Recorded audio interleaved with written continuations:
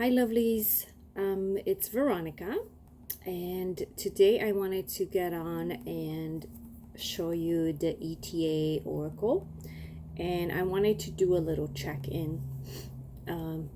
Just a couple things that transpired over the last couple of days. So, I am on my second and last week of vacation, and I noticed that last night as I was, trying to fall asleep, I was getting anxious about the upcoming work and the amount of emails I will have when I go back. And I noticed that, as I was trying to fall asleep, these kind of thoughts were preventing me from literally going to sleep. And then today, I woke up pretty tired and pretty down, to be honest. I have to say, depression has been creeping in a little bit, probably since Sunday or Saturday of this week, of last week. And I didn't experience it during the first, week of vacation. But I have been experiencing it this morning and a little bit yesterday and a little bit on Sunday. And I was wondering if it had to do with the fact that I am, going back to work and that I've already started to stress about the work and not, able to leave my mind off of it and just enjoy my vacation. And then I was wondering, well, this is the second week, I'm going back soon, so maybe this is kind of normal. But then I was thinking, what if I had only 1 week off? Would I have not been able to relax that whole week? And then I would have kept just thinking about work, which, yes, sometimes it happens. And then I thought to myself, well, what's the difference? Just, pretend this was your 1 week off, and then you have to disconnect. You have to mentally let go of whatever is happening at work without you, or whatever might be, awaiting you when you get back. So I'm not sure if all of that worked, this chat with myself, but I've tried to not avoid how I was feeling. I've tried to consciously not make myself feel better, because I don't want to always fall into that pattern of making myself feel better but then never addressing the issues. Not that I was really addressing the issue, to be honest, and I still made myself feel better because I had something to eat that I felt like I wanted to eat. I had a coffee, I watched some Star Trek, and I started to feel better. So yeah, that's a bit of my checking in. Also, yesterday, I was able to go visit a friend. I haven't visited any friends or anybody since COVID started, and even though my friends and we were chatting online through WhatsApp, and we were, video conferencing, I guess, each other. It was, of course, not the same because these ladies that I meet with from time to time, it's a very kind of regular thing that we do, even though we don't do it very often. We used to meet every few months. And it was nice to visit one of the ladies, one of my friends, in person for the first time since, months ago, and since we couldn't, leave our homes and go visit others. So it was good. It was great to see my friend. You know who you are. Thank you for yesterday, for the yummy food, for the conversations and everything.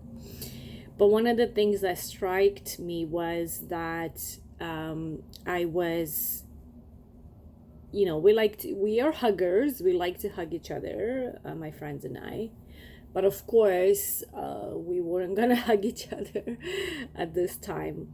So he had a stronger effect on me than I thought it would, or I didn't even think about it. But to be standing in front of my friend and look her in the eye and not be able to give her a hug was really bizarre and really kind of hurtful. It touched my emotions. It was just so sad, and it literally had me tear up because I felt the desire to hug her was there, but we didn't let ourselves do that. So we just kind of did one of those elbow, hello, or whatever. I don't know. For me, like when you go to someone's house and if you're a hugger like I am, and if they are, it kind of sets that meeting or that visit nicely. It's nice to have that like heart feeling from a hug, and just kind of go on with the date, go on with the time that you have together. And it was odd that we weren't able to do that. So yeah, we had a good meal. We kept the distance and everything, and we had some coffee and some yummy food and conversation, and I got soaked by pouring rain while I was walking there, which is fine.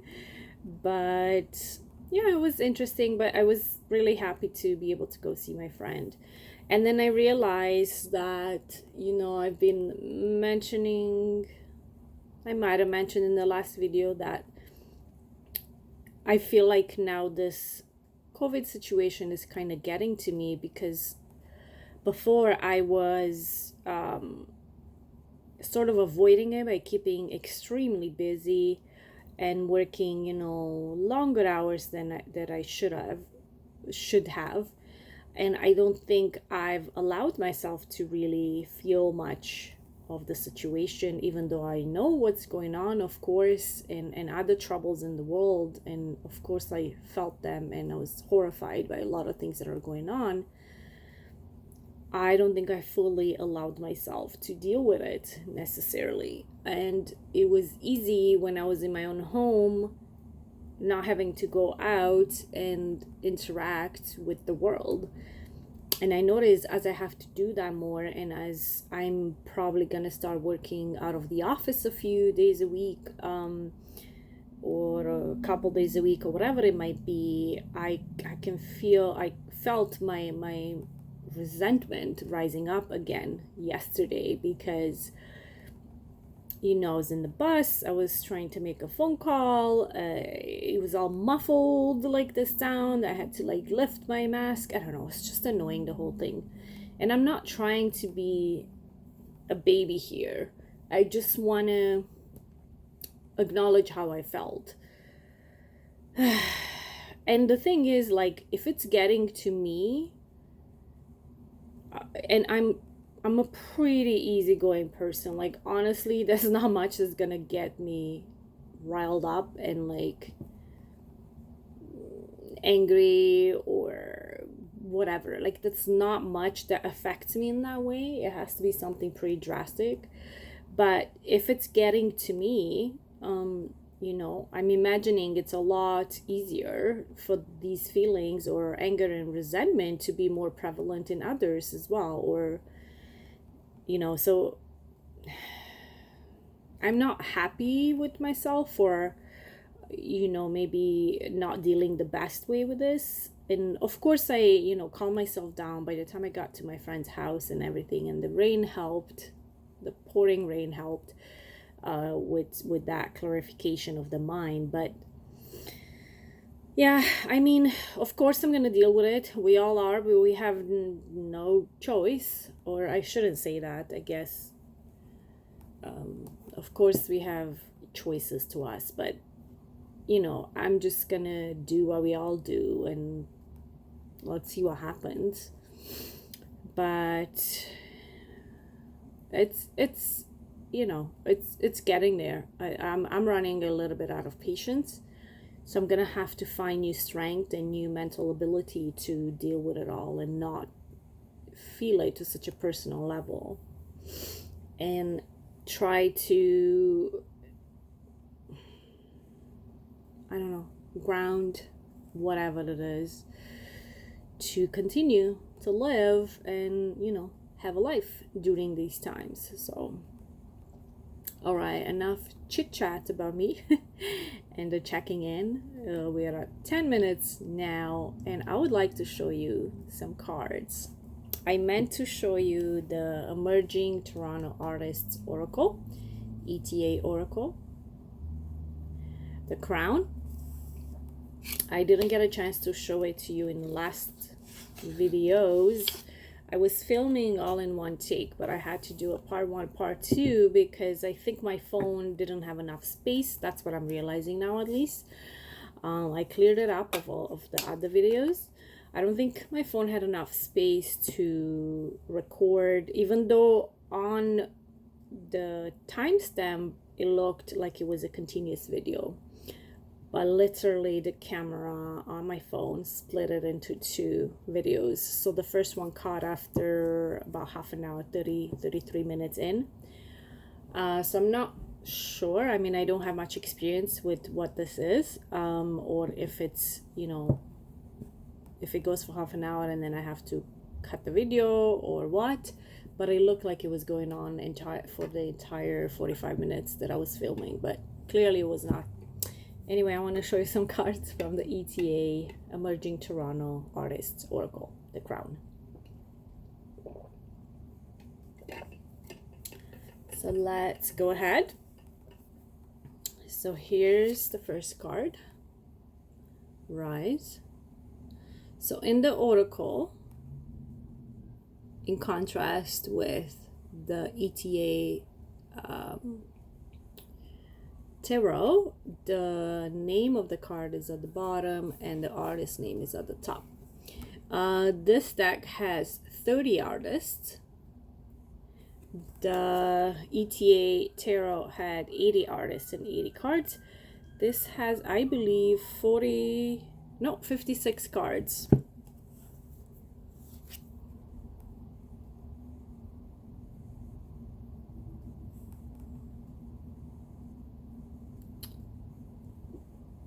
Wow, my eyes are getting so blurry because when it's not focusing. 56 cards. Oh, 32 artists. 2019 ETA Oracle. It says, the Crown is an oracle deck that asks us to reflect on the various types of crowns worn, literally or metaphorically, and their significance. Whether made of gold, roses, or thorns, what impact does wearing or seeing a crown have on the way we process feelings about love, power, righteousness, honor, tradition, wealth, family, or death? Is a crown more of a blessing or a burden? And how does the significance change if we are all wearing crowns? And then it says to enjoy the deck.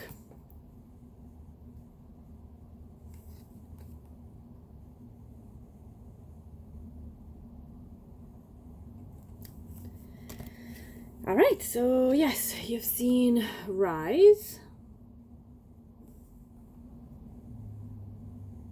I don't feel like it's focused. Hang on, I'm gonna pause for a second. Thought maybe the lens was not clean or something. Anyway, here we have Spirit.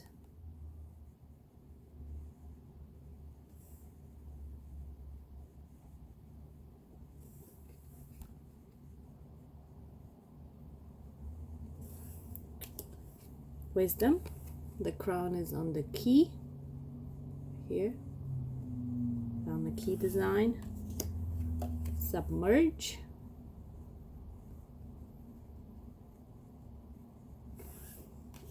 Transform. A beautiful swan with the crown, Swan Lake. Water. This is a male in water with the crown. Beautiful colors in the water.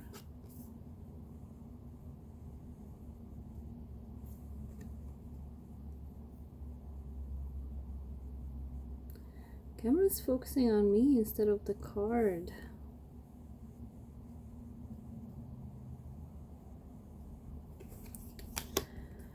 I'm gonna try to film with my actual camera instead of my phone. I've just charged it. So this is Blood. It reminds me of the Oracle of Echoes by ETA Oracle. A little bit.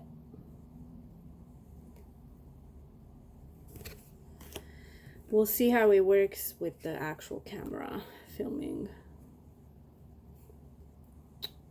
Bloom. Beautiful art.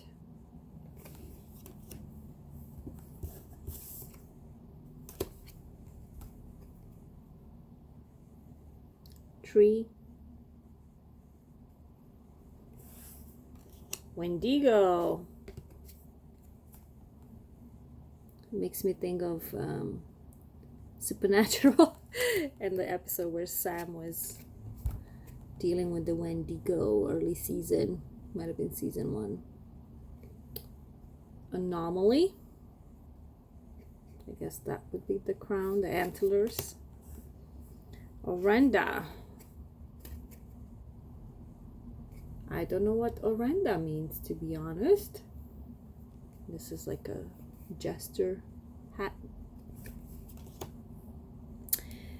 Betrayal.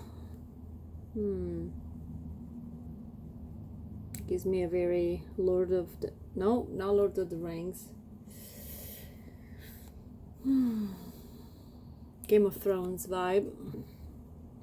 Wow. Anyway. And Lord of the Rings in a way, I guess, because of these. They look like wraiths of some kind. Bounty.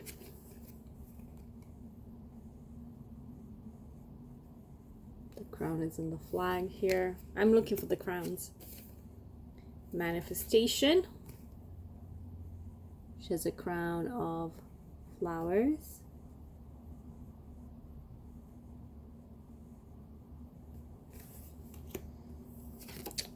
Raven Master. Red crown, red booties. Raven with the red boots. Transmute.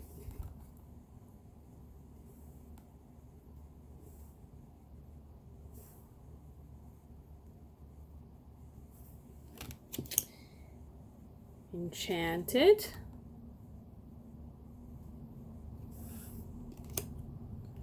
Instinct.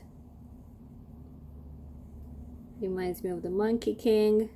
There's a good show, a new show that I've been watching about the Monkey King. Ceremony. Beautiful art piece. This makes me think of the RuPaul's Drag Race Canadian one. I just watched the last show that was available on Crave. The whole season is not done yet, but I think it was episode 4 or 5. Anyway, the colors reminded me of that. Diverge.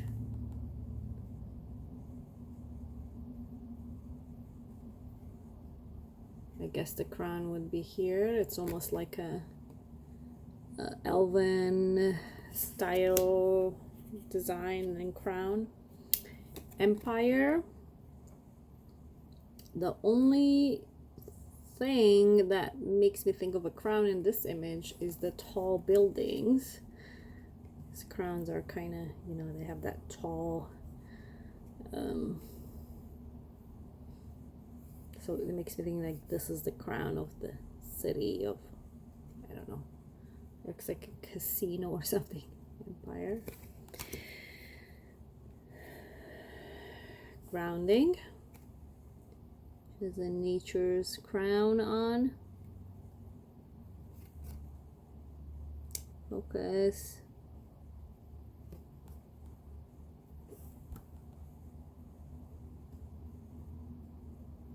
It's acting weird, my camera. I do have low battery on my phone right now, so maybe it wasn't the best time to, there we go, to start filming this, but I thought I should get it out of the way and then I can charge my phone. Iris. She has a crown of irises on her head. Calvera. I think this has to do with de la muerte.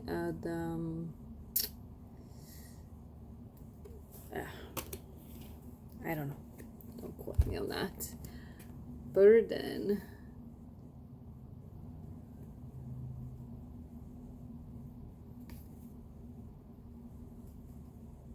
Don't particularly see a crown here, but unless our hair is our crown, which kind of is sometimes. Centered. It's interesting that this card is called centered, but I don't see this person as a very solid or centered figure. I see him kind of translucent, transparent, and he's above water. Now, I'm not saying water cannot be grounding or centering. Am I confusing centering with being grounded? Or are they the same thing? Fidelity, beautiful art. My phone just let me know that my battery is at 15%, so hopefully it'll last till the end and not ruin this video. Heart. Messenger. Can already start to recognize some of the artists, their styles in the cards. Tradition. She does not look very happy, does she? Warrior.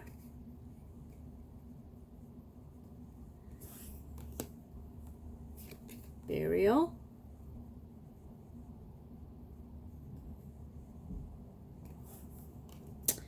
Behold. Does that head belong to her? She's looking at herself with the crown. She's literally facing herself. Myth. Gorgeous art.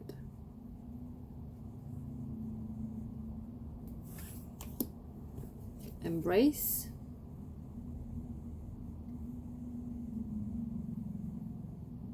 There we go. It looks like it likes to focus around that area. Create. Divine. ETs. Are we working with spirits, angelic spirits, or ETs? Are ETs divine? If we are divine, then ETs are divine as well. So, our ETs are divinities?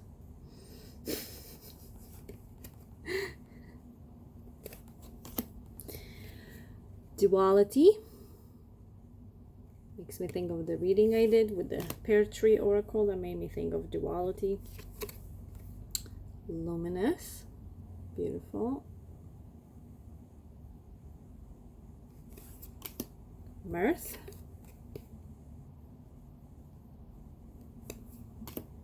Potion. Potion or poison?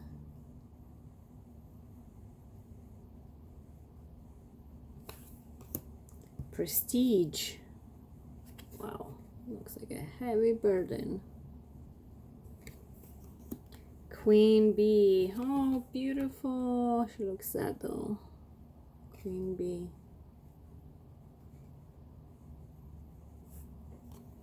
Rebirth. Wow, I like this art. Winner. There's our crow again. The red crown. Courage. Reminds me, of course, of the Lion King and the little lion. Courtship.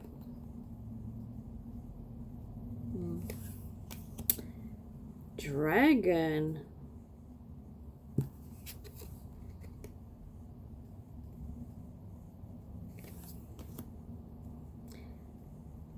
Kathakali.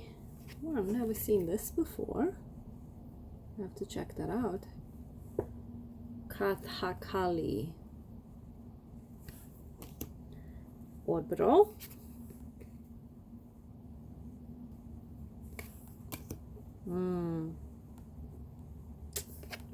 Passage of time, and us dying. Rainbow, gorgeous art, love colors. Source,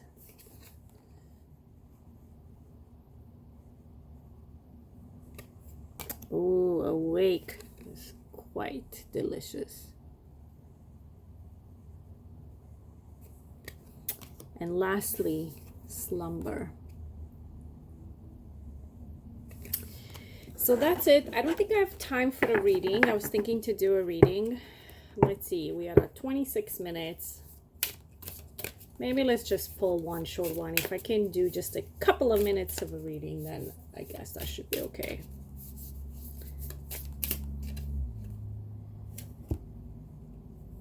Duality.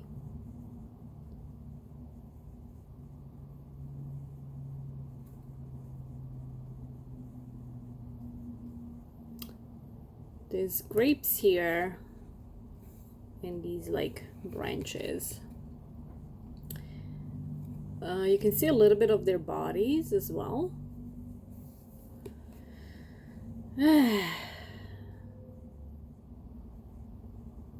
It's a weird card.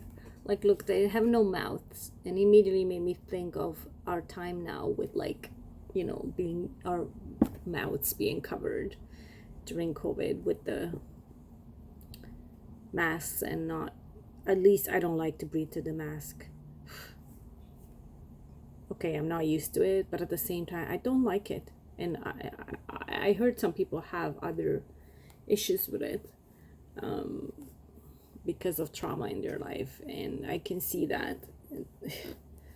Anyway, so duality. So they have these giant eyes, these ladies here. So a couple things that come to mind with this card: respect duality, embrace duality, and respect it in a sense of, you know, be with whatever part of yourself that you need to be with, kind of like I was trying to do this morning. It also, the other thing that comes to mind is observation, and maybe being a bit more quiet and not as expressive, but maybe internalizing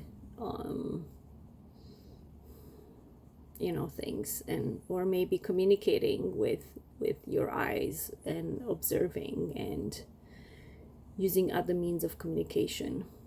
The weird thing is that we don't see their bodies, so that makes me feel quite kind of disconnected in a sense. Come on, focus.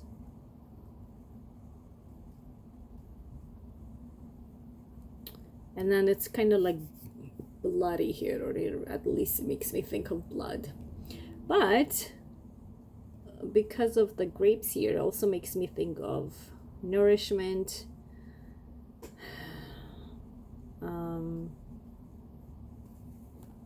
So what would our message be? It's called duality. Take in the nourishment, take in the attention, take in, for some reason it makes me think of being more in the mind or being more in the spirit, not so much in the body, maybe at this time. So in duality, when I think duality, of course for me is more of a mental thing, or a feeling that I'm, you know, two people or more people in one body, or two sides of myself, or more sides of myself, you know. And maybe it's all about that observing and figuring out what feeds each of these portions of ourselves, each of these sides of ourselves, what nourishes each of these sides, you know. So for the, of course, dark-haired makes me think of shadow. White haired makes me think of light, and that the duality we all have within us of light and shadow. So what nourishes, in my opinion, this is the most starved. It makes me think of that tale, this with the, you know, the black and the white wolf being part of your mind, and the one that's stronger, it's the one you feed. Anyhow, in my opinion, the shadow is the one that's most starved and lacks attention and nourishment, you know. So I am drawn to the darker one here. It's also the one that's looking away more. So yeah, let's not ignore this part of ourselves,